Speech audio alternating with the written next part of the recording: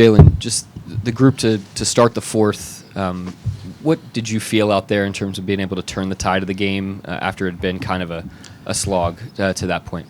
We were just trying to get stops defensively. I think that's the biggest kind of key to going on runs, and kind of from there I think we were able to do that, and we were able to get in transition. But yeah, we just tried to make our main point of emphasis just going and trying to get stops on the defensive end. And then Shai, Chet just seemed to live at the rim all night tonight. How much of that was like sheer force of will from Chet to just go through traffic to get there versus some of the things you guys were orchestrating to get him there? Yeah, Chet being talented, and then they were up on pick and rolls, which allowed him to play in the pocket. He can shoot, has really good touch, can pass, so we had a field day. Yeah, it just speaks to his work, his talent level. He's a really good guy. Shai, on certain moves like a Euro step or your bump fade, there seems to be like sort of a rhythm in your footwork. Is there anything similar on some of your step back threes? Great question. A little bit. I like to always end up explosive through the floor, so that it's the move's a little bit different, but the shot's the same at the end. So I like to be explosive when I jump to shoot. And then following up on that, how has your step back sort of changed over the course of the last few years? I know around like 2 to 3 years ago, it seemed like it was more exaggerated, like more out diagonally or something like that. Yeah, I used to shoot him all type of crazy directions. Now I just shoot him one way, for the most part. I probably just gave the scouting report, but I like to try to shoot the same shot, so there's a certain level of comfort with it. Shai, do you have any explanation for why Chet gets his face so beat up all the time? He's got a bloody, cut nose, a black face all the time. Yeah, his nose is in every play, literally. Who's laughing? He tries to somebody sound that. Shut up, I'm answering my question. He tries to block every shot. He blocks most of them, affects most of them, and he just puts literally his face on the line 90% of the game, and that's why we see that. Just him sacrificing his situation. Somebody found that mad funny, yo. Go ahead, Josh. Go ahead. Yeah, so obviously they were on your tails all game. At least after that halftime, it seemed like you guys couldn't pull away until that 2-minute span ish, where Wiggs had those couple of threes, chased down the long rebound, got the door breakaway dunk. Just what did you see in that span in terms of energy, just overall play that maybe helped you guys pull away, and what did you see open up after that? Every play you kind of listed was just we got to stop on the other, and everything kind of came within transition the way we want to play. Everything for us kind of starts with getting stops. It's hard to run on makes, so I think we just, kind of collectively got a couple big stops, and then, like you said, we were able to kind of find the open man from there. Yeah. And then from there, they're kind of on their heels. Offensively, now we're kind of in the flow, and it kind of just goes down from there. And as much as we'll talk about, how often Chet was at the rim tonight, I think the poster people will remember is the dunk on Taylor Hendricks. Just what was either your point of views on that dunk? Yeah, that was tough. That was probably his best dunk. And then he got the lob right after, so, yeah, that was his best dunk. We talked about it in the locker room. That was tough from him. Yeah, for both of you guys, this team, I think except for one guy, is shooting better from three-point range this year than last year. That's hardly ever happens, that many guys on the same team improve over a course of a year. What's led to that? Why has the whole team gotten better collectively? Work ethic and shot selection. It's one of the things that we emphasize literally after every game. We just want to make sure we're taking the right shots, and a lot of the times the best shots for us as a team. And we all know what those are for us individually and as a team. And that's something that we emphasize. And then guys just work on their game. Across the board, we have a group of guys that wants to get better, wants to prove themselves in the NBA, individually and as a team, and I think that's what we attribute it to. Shai, you just had your 50th 30-point game of the season, 13th guy in NBA history to do that, 5th since the three-point era. When you look at the list of guys that have done that, it's very small. And then when you think about all the great scorers we've seen over the last 25, 30 years, most of those guys aren't on that list, and you just added your name to it. And when you hear something like that, what goes through your mind thinking that you've done something that a lot of great players haven't done?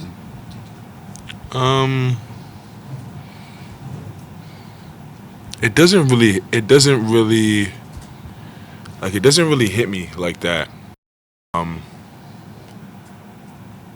Like a lot of times I'm so focused on like getting better that I'm more focused on like my faults and what I did wrong throughout the games. And like not until like I see a stat on Instagram or something like that will I realize and notice. But it's definitely cool. It's an accolade, I guess you can call it. It's always amazing to be mentioned in the likes of guys that have done amazing things in the game. It's humbling just because they've laid the foundation and the platform for me to be able to kind of just play my game, and there's a lot of guys that have changing the style of the game, the play of the game for it to be what it is today. And I know that, so it's a humbling experience for sure, but it's cool to say the least. So, Andrew, last question. You guys lead the league in drives and have for the last few years, and mainly because of you two this season. How do you guys work on like the tough finishes? Because I mean, obviously you guys are getting into the lane because the defense is spread out, but also you guys have a lot of tough finishes too. How do you work on those tough finishes?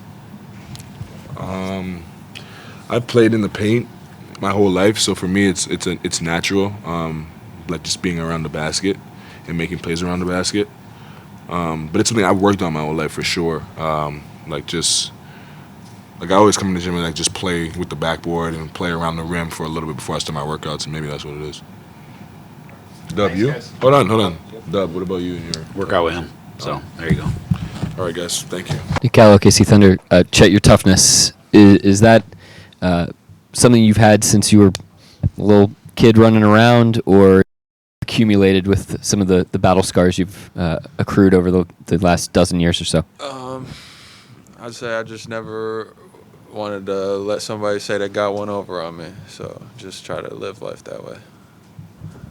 And then, just offensively in that fourth quarter, what unlocked for you guys? It seemed like it was kind of a slog of a game up till that point. We continued to play together. I feel like we did a good job of that all game. Some shots didn't fall from the outside, but we did a good job of not just saying we're a team that's going to win when we make shots. And we found other ways to open up the game and pull away at the end.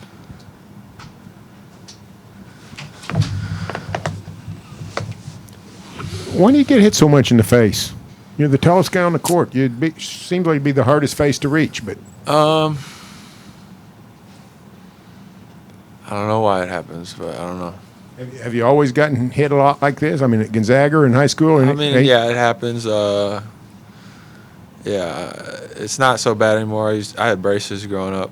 That's the only time like where it was like really annoying. But now it's like kind of just part of it. Who else we got? We go Michael and then Joel. Oh, okay. Here we go. We got two in the corner. Chet, you just talked about a bunch of times this year just molding your game on a nightly basis compared to just what the game requires. Just what you see tonight that maybe told you that you need to go for a 30-plus, whatnot. I mean, first of all, credit to my teammates for finding me for looks and stuff. I was just trying to read the game and play the game, and they were up high in coverage on a lot of those screen actions. So, I was just trying to kind of play in the pocket and give the ball handler an outlet and, be aggressive from there, whether it was to go score or to pass the ball. And tonight there were a lot of opportunities to score, so I tried to take advantage of those. And you're pretty skillful big. I mean, we've seen you have some force underneath the rim, but a lot of times it's patience. It's maybe more finesse than the next big might have. Just how do you, because tonight felt like one of those nights you might have had your most posters of the year. Like, how do you choose between finesse, force? Like, what's that dialogue like internally? Yeah, you always want to try and play with force, but not necessarily let it get into a wrestling match where I'm usually not the bigger, heavier guy. So just trying to play to my strengths, but be forceful, but also use my skill as well. Chet, you guys always talk about how this kind of feels like a high school or AAU team, and one of those ways seems like the bench unit really being engaged and hyping you guys up. What does it mean to have a bench that's that supportive of you? And also, did you hear the crowd barking it as well? I didn't hear the barks tonight. I've heard it before, but not tonight. It's great. Not only the bench, but us starters too. When those guys get in the game, we're cheering for them too. Everybody wants to see each other succeed because we're going to do it together. And a lot of times when there's like a highlight on the floor, we're all joking about the bench reactions. From I think Shai's game winner in Denver. Shout out Trey. He was cheering before the shot went in, which is pretty tough. Tonight. Obviously there were some cool bench reactions too. Just, it's cool to see them, and it's great to have everybody supporting each other. You had 5 dunks tonight. Do you remember the last time you had that many dunks in one game? Nah, it's not usually like a stat I keep track of, but that's cool. Michael? Chet, Mark was praising you just as a rim protector and as a vertical spacer. Tonight you get those poster dunks. You've blocked some shots on potential ones. If you had to choose between the two, which is a better feeling, being the guy putting somebody on a poster or denying one? It depends, like, how crazy the play is. If it's a crazy poster versus, like, a crazy block that would have been a crazy poster, I don't know. I'd probably say the poster just because, like, it happens less for me. So, Dirk brought you out Monday night. How does that happen? Like, is it something where he hits you up like a week or two before and asks you, or is it like a sudden thing, day of? Nah, his people got in touch with me like an hour before, and I was actually doing I was busy with something, so I didn't have my phone on me. And me and Dub are in the same agency, and he was calling Cam. She's in our agency. She was helping me out with the event or whatever. He called her, and then she said that he was trying to have me walk out with him. So I finished up what I was doing and then rushed down to the arena. I was going to the concert already anyways, but rushed down there and then linked up with him and then walked out. It just kind of happened, spur of the moment, I guess, but maybe it should happen more after tonight. So. And then, do you get like nervous in those situations? I mean, what situation? You're Chet, but I'm sorry. What type of situations? Like when Dirk meaning like other other with them? Like, are you nervous or is it kind of like whatever? No, I'm not really like a nervous person. What's the worst that could happen? I was just like, this will be cool. I didn't really know what I was doing. I was just kind of like walking out, staring at all the people that were kind of cheering and stuff. But it was his show, not mine. So the attention was on him. I was just kind of supporting. So it was cool.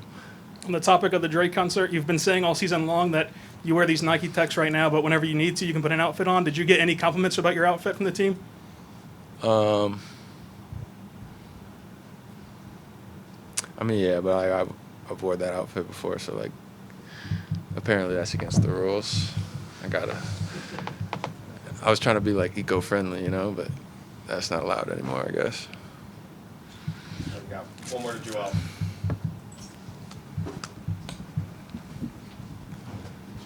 Just going back to the posters, I think the one people are going to remember is the one on Taylor. Just walk me through that play. What did you see there? What was your point of view? There was a change of possession, and we had the opportunity to get out quick and run. So I was just trying to, run the floor and, try and get numbers if we had the opportunity. And they got kind of mismatched in transition, trying to find somebody. And Collins, who was supposed to be guarding me, picked up Shai, and then he found me, and he tried to come from the other side of the floor late. So I just tried to make a play. Can you remember ever getting that level of hang time? Nah. People don't usually use me and hang time in the same sense. Mark, before the game, we kind of talked about the trickiness of an opponent like this. What did you make of the way that your team kind of solved that problem together in time for that fourth quarter burst, the first 8 minutes? Yeah, credit Utah. They really competed tonight, especially first half. I thought they were the more fit after the first 6 minutes of the game. And that really tested us. And I thought in the second half we showed good persistence. We tried to amp it up on the defensive end. The game didn't open up for us right away, but we kept at it. And then that group to start the fourth quarter, that really ignited the rest of the game. So I thought it was a good game for us, good resilience by the team, and a good test. Chet really lived above the rim tonight. How much was that his personal toughness to score, finish through contact, and then also the setups and the way that the plays unfolded to give him those opportunities? Yeah, we've worked hard, as a team, and the players have worked hard to make sure we're finding him on rolls. He's just such a vertical threat, not only because you can throw it up to him, but you can throw it on the ground to him, and he's skilled enough to catch it and not travel and use a dribble or a move to get into to the basket. And that's, systematically, that's about how you draw it up right there. He played totally within himself tonight. The system yielded, 30-something points on a night where he didn't even shoot the three well, but he just had a really, really solid diet, played totally within himself, within the system. And on tonight, on a night where we found him, the system yielded a big night for him.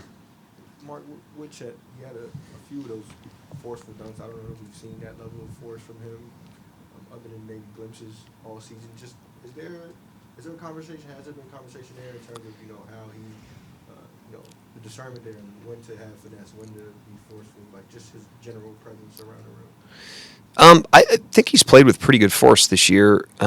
He's probably getting more confident and stronger as time's gone on. But I thought what stood out tonight is just how simple his game was. You can have a really big game, but still a really simple game inside of the team. And I thought he did that tonight. And I thought the team, like I said, we spoon-fed him on a lot of plays tonight. They're up early to level with Shai. We hit him in the pocket. And he made some nice plays there. We threw it up to him, obviously, a couple times. But I just thought we had a radar for him on the rolls. He did a really good job in the pick-and-roll game of getting in and out of the screens. And then he completed a lot of plays. But it wasn't anything outside of the way we want to play. I thought it was a really good system game for us, as well as a really good game for him, obviously. Yeah, and it didn't feel like you guys really pulled away until that sequence at the beginning of the fourth quarter when Wiggs had those 2 threes and he chased down the long rebound. Just what you see during that 2-minute span and what maybe opened up after that sequence. Yeah, we want to be a 48-minute team, and we want to be a team where any unit at any time can go on a little flurry like that. Because then it's just a matter of hanging in there and playing through the ups and downs of the game and letting the game turn. By sticking to our stuff, and I thought we did that, especially in the second half tonight. We just stuck to our stuff. We didn't bust through in the third. We had a couple chances to maybe do it. They stayed in the game. And then to start the fourth, that group did a great job and broke the thing open a little bit. Are you concerned at all at how often he gets hit? In the head, yeah. That's what I mean. The guy 7'1" somehow gets hit more in the head more than anybody else. Yeah, why is that happening? And it seems like every other game he's bruised up or beaten up or whatever. Yeah, tonight it was just he was on top of the rim on offense. That play, he got hit in the head. That's concerning. But other than that, he's a pretty tough guy. He kind of eats the punches. Anybody else? Yeah, you went with Kaysen to start the second half. Can you just tell me about that decision? Yeah, it's pretty simple. Dort, I think, is a better Sexton matchup, and Kaysen's a good Keontae George matchup. So the other thing is with Kessler in the game, in the second unit, it puts a little bit more pressure on your ability to pursue pick and rolls and get back in front.